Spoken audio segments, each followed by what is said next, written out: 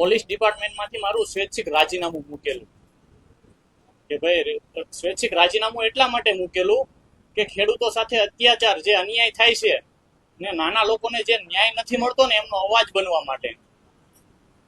તો તેમ છતાં 7 મહિના આજે થઈ ગયા તેમ છતાં મારું રાજીનામું મંજૂર નથી થતું.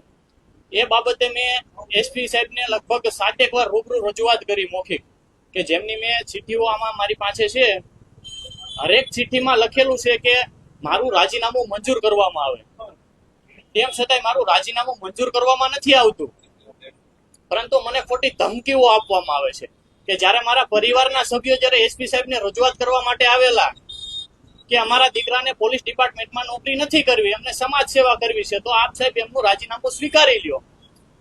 તો ખરેખર મને ન્યાય આપીને મારું રાજીનામું સ્વીકારવું જોઈએ.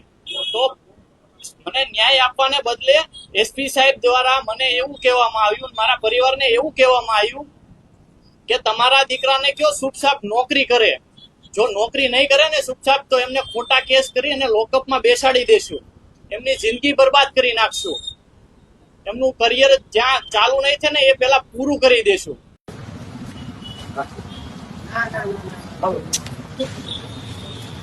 હાલો